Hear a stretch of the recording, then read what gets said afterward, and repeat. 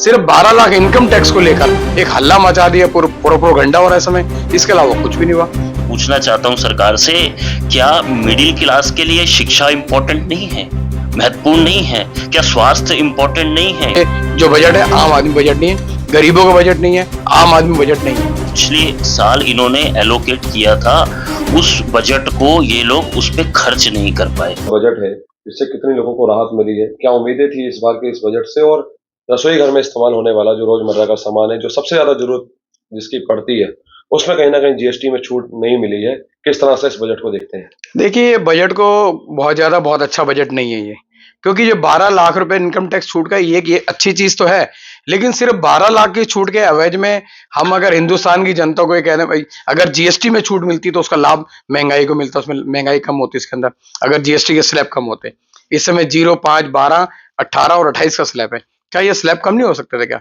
अगर स्लैब कम हो जाते तो इसमें व्यापारियों को लाभ मिलता, आम आदमी को लाभ मिलता, घर की किचन तक को लाभ मिलता। कोई छूट नहीं दी इसका। आप देखिए, अगर पेट्रोल और डीजल को जीएसटी के दायरे में लाते तो इसका लाभ मिलता, तो नहीं दिया। सिर्फ 12 लाख इनकम टैक्स को लेकर एक हल्ला मचा दिया, प्रोपेगेंडा हो रहा है समय, इसके अलावा कुछ भी नहीं हुआ। तो मेरे हिसाब से देखिए, आम आदमी को लिए जो महंगाई है, जो महंगाई से लाभ मिलना चाहिए था, किचन से लाभ में क्या चीज सस्ती करी? कोई सस्ती थोड़ी करी इन्होंने, कोई चीज सस्ती नहीं हुई है। तो हमारा कहना यह है कि सिर्फ 12 लाख को चाहिए था, क्या सस्ता होना चाहिए था? सब चीज सस्ती करनी चाहिए थी इनमें। भाई, अगर जीएसटी का स्लैब अगर कम हो जाते तो उसका सीधा लाभ हमारी महंगाई पर पड़ता, महंगाई को सस्ता हो जाता। लेकिन अगर वो जीएसटी के स्लैब सस्ते नहीं हुए तो फिर कहां होगा? अगर 28% की जीएसटी ली जाएगी, 18% की जीएसटी ली जाएगी, तो बताइए कहां फिर होगा? 100 रुपए पे 28 रुपए टैक्स, 100 रुपए पे 18 रुपए टैक्स, 100 रुपए पे 12 रुपए टैक्स। अगर ये टैक्स अगर हम आधे कर देते या और कुछ करते तो देश चल सकता था, बढ़िया काम कर सकता था। यानी आप मानते हैं आम आदमी का बजट नहीं है? लेकिन 12 लाख, देखिए 12 लाख रुपए करके ठीक हो गया कि इनकम टैक्स में 12 लाख की छूट कर दी, वो ठीक हो गया। लेकिन सिर्फ एक 12 लाख को हाईलाइटेड कर बजट को बहुत ज्यादा वो हाईलाइटेड करके दिखाया जा रहा है। तो मैं सब समझता हूँ कि ये जो बजट है आम आदमी बजट नहीं है, गरीबों का बजट नहीं है, आम आदमी बजट नहीं है ये। आज केंद्रीय वित्त मंत्री सीतारमण ने बजट पास किया है, उसको लेकर तमाम टिप्पणियां आई है सोशल मीडिया पर। वैसे आप इसको किस तरह से देखते हैं? देखिए, भारतीय जनता पार्टी की जो केंद्र की सरकार है, ये हमेशा इलेक्टोरल मोड के ऊपर रहती है। ये कोई भी अपना कदम उठाते हैं तो सिर्फ चुनाव को देखते हुए उठाते हैं। आज का जो बजट है उसको मैं पूरी तरीके से बिहार में होने वाले विधानसभा चुनाव से प्रेरित देख रहा हूँ। बिहार केंद्रित बजट भारतीय जनता पार्टी ने पेश किया है। आम जनमानस को के लिए इसमें कोई भी कल्याणकारी योजना मुझे नज़र नहीं आती। आप देखिए, मिडिल क्लास को लुभाने के लिए, क्योंकि बिहार में चुनाव है, मिडिल क्लास को लुभाने के लिए आप टैक्स में रिबेट सिर्फ आप देके जनता को खुश करना चाहते हैं। पिछले साल के बजट में इसी केंद्र की सरकार ने, इन्हीं फाइनेंस मिनिस्टर ने शिक्षा हो, स्वास्थ्य हो, सामाजिक कल्याण हो, कृषि, शहरी विकास हो, कृषि हो, ग्रामीण विकास हो, जितना बजट पिछले साल इन्होंने एलोकेट किया था, उस बजट को ये लोग उस पर खर्च नहीं कर पाए। मिडिल क्लास को सिर्फ टैक्स में रिबेट देके खुश करना चाहते हैं। मैं आपके माध्यम से पूछना चाहता हूं सरकार से, क्या मिडिल क्लास के लिए शिक्षा इम्पोर्टेंट नहीं है, महत्वपूर्ण नहीं है? क्या स्वास्थ्य इम्पोर्टेंट नहीं है? क्या कृषि जो है वो आम आदमी के लिए, एक मिडिल क्लास के लिए इम्पोर्टेंट नहीं है? बहुत बहुत जरूरी है। आप सिर्फ टैक्स में रिबेट देके मिडिल क्लास को खुश नहीं कर सकते। क्यों? एक मिडिल क्लास का बच्चा अगर एक आज प्राइवेट स्कूल में पढ़ रहा है, यानी कि सरकार का जो दायित्व था, सरकार उसमें विफल रही। सरकार को जो सरकारी स्कूलों में शिक्षा देनी चाहिए थी हमारे बच्चों को, सरकार उसको देने में विफल रही, इसलिए हमारा बच्चा आज प्राइवेट स्कूल में पढ़ रहा है। हमें अगर अपने स्वास्थ्य के लिए, अपने इलाज के लिए private hospital, private nursing home में जाना पड़ता है, तो यानी कहीं ना कहीं सरकारी अस्पताल के अंदर सरकार हमें वो जो इलाज मुहैया कराना चाहिए था वो देने में विफल रही। हमें, मेरे घर के बाहर अगर जनरेटर पड़ा है, मेरे घर की छत पे, मेरे घर के अंदर इन्वर्टर लगा है, तो यानी कि सरकार का जो दायित्व था मुझे बिजली देने का, सरकार देने में विफल रही, इसलिए मेरे पास जनरेटर मेरे घर के बाहर पड़ा है। अगर सरकार, मैंने एक अलायंस जैसी कॉलोनी में हमारे विधायक जी रहते हैं, हमारे सारे जनप्रतिनिधि बड़ी बड़ी आज गेटेड कॉलोनी में रहते हैं। तो गेटेड कॉलोनी में आदमी को रहना इसलिए अच्छा लगता है, क्यों, उसे कहीं ना कहीं बाहर इनसिक्योरिटी फील होती है। तो ये जितने भी मुद्दे हैं, भले वो शिक्षा का हो, स्वास्थ्य का हो, इन सबके लिए जो सरकार ने पिछले साल बजट एलोकेट किया, उसको मैं खर्च तक नहीं कर पाई। मैं कुछ आंकड़े आपके सामने रखना चाहता हूं।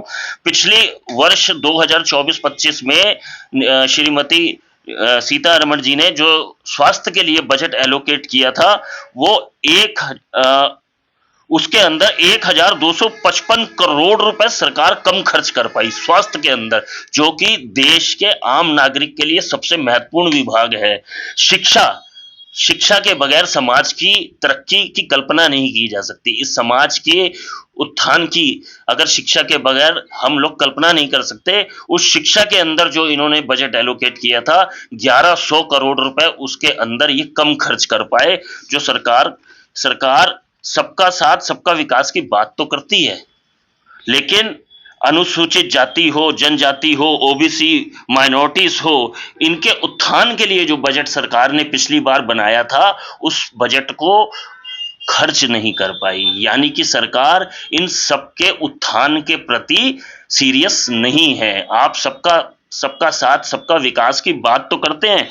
प्रधानमंत्री अनुसूचित जाति अभिउदय योजना का बजट पिछली बार 2024-25 में आपके माध्यम से मैं बताना चाहता हूं, 2140 करोड़ रुपए का बजट एलोकेट किया गया सरकार की तरफ से, और खर्च कितना कर पाई सरकार? मात्र 1381 करोड़ रुपए।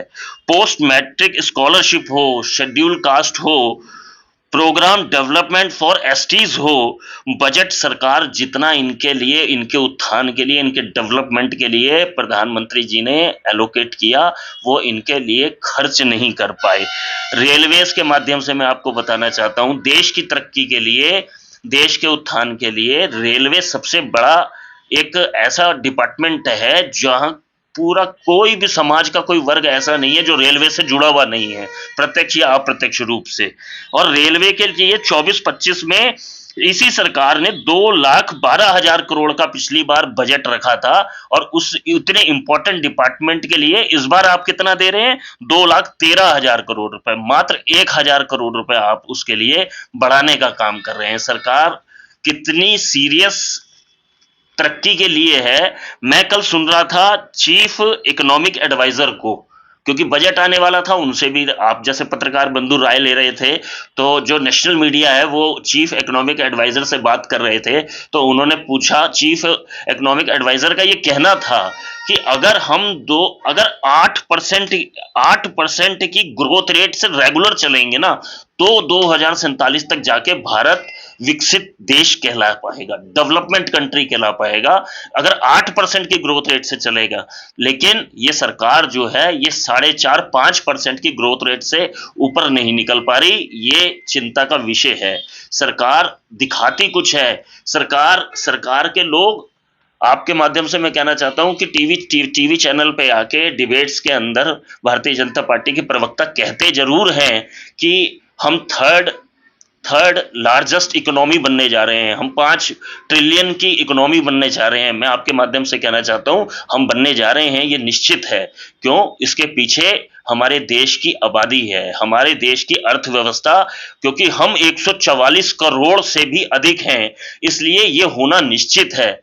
आप अगर आप दिल्ली से अगर आगरा जाएं, अगर फ्लाइट से जाएंगे तो मैं समझता हूं 1 घंटे में पहुंच जाएंगे, कार से जाएंगे तो 3 से 4 घंटे में पहुंच जाएंगे, साइकिल से जाएंगे तो हो सकता है 10-15 दिन के अंदर पहुंचे या 1 हफ्ते के अंदर पहुंचे। आप कब पहुंचेंगे ये निर्भर करता है। पहुंचना तो है ही है, कोई 1 घंटे में पहुंचेगा, कोई 4 घंटे में पहुंचेगा, कोई 10 दिन के अंदर पहुंचेगा, पहुंचना तो तय है ही है, लेकिन आप कब पहुंचेंगे ये निर्भर करता है। तो ये भारतीय जनता पार्टी की सरकार जो है ये दिखावा ज्यादा करती है, कहती कुछ है और करती कुछ है।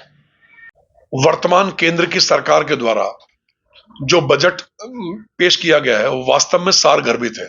व्यापक जनहित में उठाया गया कदम है। जो आयकर की सीमा को बढ़ाया गया 7 लाख से 12 लाख किया गया है, ये मध्यम वर्गीय जो लोग हैं, जो निचले स्तर के लोग हैं, इन सबका जीवन स्तर ऊंचा उठाने के लिए और उनको टैक्स से छूट दिलाने के लिए इस प्रकार का बजट पेश किया गया है।